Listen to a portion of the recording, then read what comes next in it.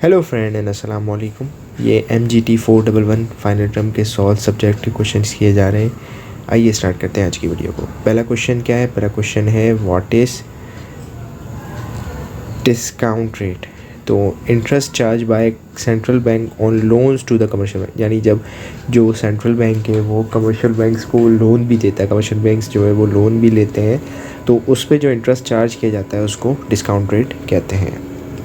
अब क्या है? दूसरा क्वेश्चन है why the aggregate demand curve slopes down, यानी कि नीचे क्यों आता है एग्रीगेट डिमांड कर्व जो है वो डाउन क्यों आ जाता है? तो इसके दो रीज़न्स होते हैं। First, because higher inflation rate reduce करता है किस चीज़ को? Money supply. अब जाहिर सी बात है, जब महंगाई बढ़ रही है जैसे पाकिस्तान के अंदर है, तो इससे मनी सप्लाई जो है वो कम हो जाती है।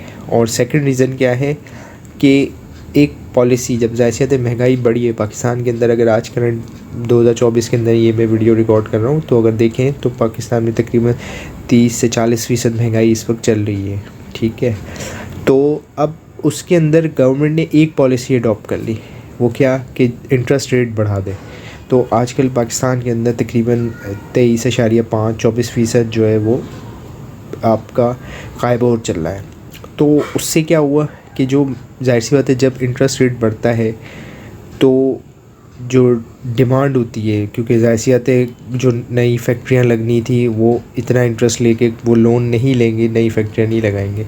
तो अब नई फैक्ट्रियाँ नहीं लगेंगी तो उसका असर क्या होगा कि पब्लिक को जॉब्स नहीं मिलेंगी, जॉब्स नहीं मिलेंगी तो उनके पास सैलरी नहीं जाएंगी, सैलरी नहीं जाएगी तो उसका नुकसान क्या होगा कि उनकी डिमांड जो है वो कम हो जाएगी, डिक्रीज़ हो जाएगी।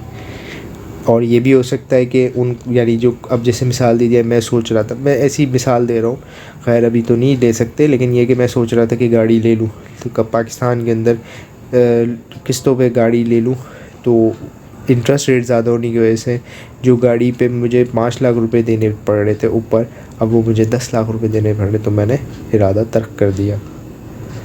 अब क्या है? What is the source of trading risk, credit risk and liquidity risk. तो पहला लिक्विडिटी रिस्क को कर लेते हैं कि क्या है कि risk sudden demand of fund, it comes from both of bank balance, deposit withdrawal sides, और यानी कि मतलब एकदम से जो डिमांड आपकी आ जाए फंड्स की कि भाई एकदम रिक्वायरमेंट है, उनके अंदर बोथ साइड्स होते हैं, बैंक बैलेंस शीट या डिपॉजिटर विड्रॉल, यानी कि विड्रॉल ज़्यादा हो जाए, डिपॉजिट कम हो, विड्रॉल ज़्यादा हो जाए। need of its fund balance sheet activity on liability side, if bank cannot meet the customer requirement immediately, fund it risk to fail and even the positive network irrequired can be out of business। मतलब क्या कि एकदम से, जैसे कभी कभार जैसे पिछले दिनों अक्सर ख़बर चल रही थी कि पाकिस्तान डिफ़ॉल्ट कर रहा है, पाकिस्तान ये हो रहा है, तो अक्सर लोग पैनिक के अंदर जो है वो पैसे निकालना शुरू हो गए थे बैंकों से। तो अगर बैंक्स के पास फ़ंड नहीं होंगे पैसे देने के लिए कि भाई ये इतना पैसा इनको दे दे, तो वो जो है वो आउट ऑफ बिज़नेस की तरफ, क्योंकि इलिक्विड हो गया, पैसे नहीं थे, चाहे पॉजिटिव भी हो, कोई भी बड़ा बैंक हो, मैं नाम नहीं ले रहा किसी बड़े बैंक का, लेकिन अगर वो नहीं हो तो वो इलिक्विड होगा और आउट ऑफ बिज़नेस हो जाएगा। ट्रेडिंग रिस्क क्या होता है कि जो बैंक है आजकल वो हायर करते हैं किनको? ट्रेडर्स को, कि वो एक्टिवली सिक्योरिटी बाय भी करें और सेल्स भी करें, उससे प्रॉफिट कमा, लेकिन इसके प्रॉफिट कमा के दे किसको? बैंक को, ठीक है। लेकिन इसके अंदर रिस्क भी होता है। रिस्क क्या होता है? वो ये रिस्क होता है कि जाहिर सी बात है, अब जैसे मैंने डाल दिया स्टॉक मार्केट में उन्होंने पैसा लगाया, सिक्योरिटी ख़रीदी, अब उस जो सिक्योरिटी ख़रीदी उसकी वर्थ गिर गई, वर्थ कम हो गई, 100 रुपये की चीज़ थी वो 90 रुपये पे आ गई, हो सकता है।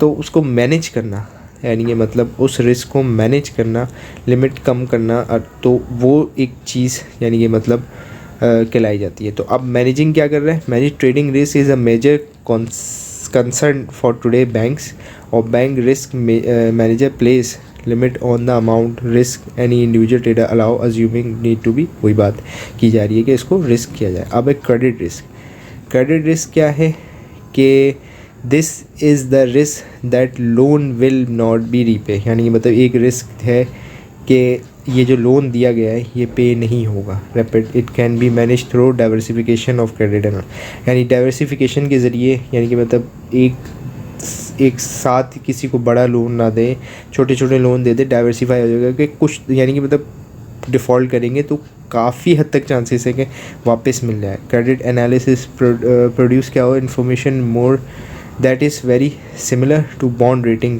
सिस्टम, यानी कि जो बॉन्ड के अंदर रेटिंग होता है कि AAA रेटिंग होती है, AA+ रेटिंग होती है, यूज़ करते हैं strategically model to inform to be loan apply. यानी मतलब इसके अंदर मॉडल्स वही वाले लगते हैं कि भाई इसको लोन देना चाहिए या नहीं देना चाहिए, किस तरह देना चाहिए, कितना देना चाहिए, तो ये सारी चीज़ें होती हैं। अब क्या है, what is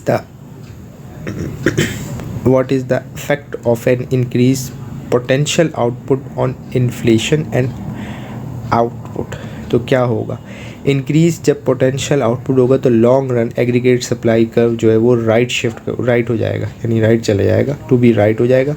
लेकिन शॉर्ट करंट रन में अनचेंज होगा, यानी कि current output remain unchange, but जो current output is now below potential output होगा।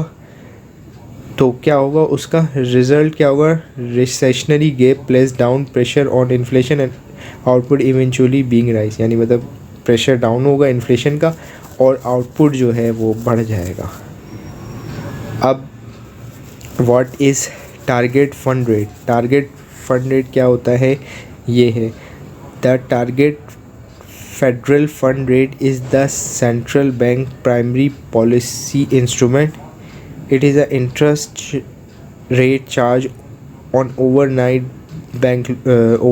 Loan between bank. यानी कि मतलब क्या होता है ये कि सेंट्रल बैंक की प्राइमरी पॉलिसी इंस्ट्रूमेंट होता है जिसके अंदर इंटरेस्ट रेट चार्ज होता है ओवरनाइट लोन्स बिटवीन, यानी कि जो बैंक्स आपस में कर्ज लेते हैं उनके ऊपर ये टारगेट रेट लगता है। मैं उम्मीद करता हूँ ये वीडियो हेल्प करेगी आपके एग्जामिनेशन प्रिपरेशन में। Thank you for watching this video and अल्लाह हाफिज़।